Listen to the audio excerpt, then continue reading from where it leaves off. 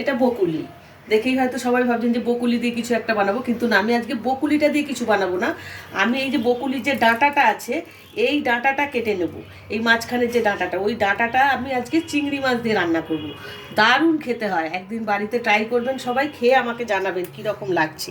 আমি এখন এই ডাঁটাগুলো ফেলে দিয়ে এই মাঝখানের এটা কেটে নেব। কেটে নিয়ে আপনাদের দেখাচ্ছি আমি কিভাবে রান্না করব। দেখুন, এই যে বকুলির ডাঁটাটা আমি কেটে নিয়েছি। দেখে কিন্তু চেনাই যাচ্ছে না, মনে হচ্ছে কোনো একটা সবজি। হ্যাঁ, এই ডাঁটাটা আমি একটু পাতলা পাতলা করে, খুব নরম, একদম ভেঙে যাচ্ছে, এই দেখুন, এই ভেঙে যাচ্ছে একদম।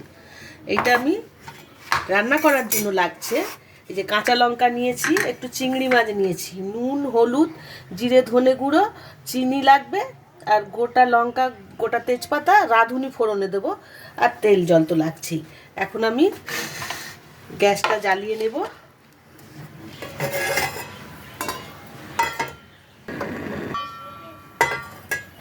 কড়াইটা বসিয়ে দিলাম। এর মধ্যে দেবো আমি এখন তেল,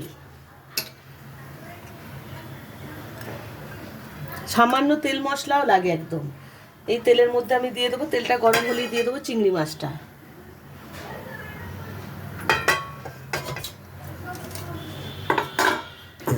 তেলটা গরম হয়ে গেছে, এখন আমি এর মধ্যে দিয়ে দেবো এই চিংড়ি মাছটা।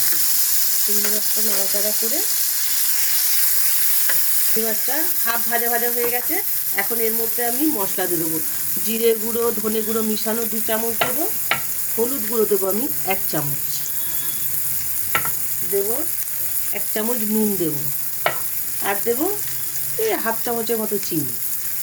চিনিটা একটু দিলাম, নিরামিষ তরকারি সবজি তো, সামান্য একটু জল দিলাম আমি, জলটা মশলাটা একটু ধুয়ে নেওয়ার জন্য, বসে না যায়।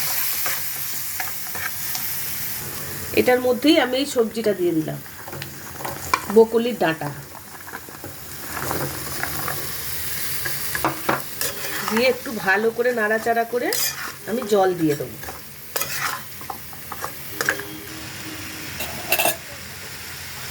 মিশানো হয়ে গেছে, এখন আমি এটা সিদ্ধ হওয়া পর্যন্ত জল দিয়ে দিলাম। বড় কাপের 1 কাপ জল দিলাম আমি। এটা খুব যে ঝোল ঝোল হবে তাও না, আবার একদম শুকনোও হবে না। এটা আমি এখন 5 মিনিট ঢেকে দেবো। 2-3 মিনিট হয়েছে, আমি ঢাকাটা খুলে দেখি। কাঁচা লঙ্কাগুলো এখন আমি দিয়ে দেবো, 2-3টে কাঁচা লঙ্কা ফাটিয়ে দেবো, যারা যেমন ঝাল খাবেন সেই মতো দেবো। দিয়ে আমি আরও 2-3 মিনিট ঢেকে দেবো, একটু নেড়ে। হাফ সিদ্ধ হয়ে গেছে, আর একটু সিদ্ধ হবে, তারপর ফোড়ন দেবো। ঢাকাটা খুলে দেখি, একদম সিদ্ধ হয়ে গেছে। এটা এখন আমি নামিয়ে নেব। কড়াইটা গরম হয়ে গেছে, আমি এখন সামান্য তেল দেবো, বেশি তেল লাগবে না কিন্তু। একটা শুকনো লঙ্কা আর একটা তেজপাতা দিয়ে দিলাম, আর দেবো রাঁধুনি।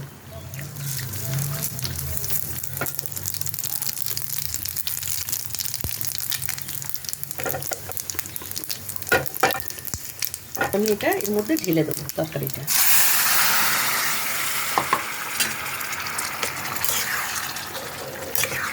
কি সুন্দর সিদ্ধ হয়ে গেছে, কালারটাও দেখুন, একদম গ্রিন কালারটা কিন্তু আছে, সবজি সিদ্ধ হয়ে গেছে। দারুণ খেতে হয়, একদিন খেয়ে দেখবেন। অনেকেই হয়তো ডাঁটাটা ফেলে দেন, জানেন না। কপির ডাঁটা আমরা অনেকেই খাই জানি, কিন্তু বকুলির ডাঁটা খুব কম লোকে খায় আমার মনে হয়, আমি দেখি যাই। কিন্তু এইভাবে করে খেয়ে দেখবেন, এই এর ডাঁটাগুলো চচ্চড়ি হয়, এই ভিতরে ডাঁটাটা শুধু মাছের ঝোল হয়, খুব ভালো খেতে এবং সুস্বাদু, খাওয়াও তো খুব ভালো বকুলি। দিয়ে দেবো।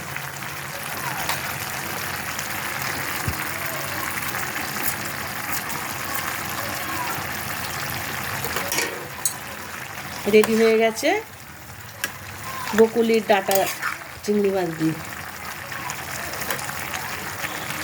রেডি হয়ে গেছে বকুলির ডাঁটা। আমি এখন গ্যাসটা বন্ধ করে দেবো, দিয়ে এখন আমি নামিয়ে নেব। রেডি হয়ে গেছে বকুলির ডাঁটা দিয়ে চিংড়ি মাছ দিয়ে কারি বা ঝোল, যেটা বলা যায়। দেখুন, কালারটাও চেঞ্জ হয়নি। ডাঁটাটা কেটেছিলাম যখন প্রায় এই কালারই ছিল, আমার বাটিটার সাথে আর ডাঁটার তরকারিটার কালার একদম মিশে গেছে।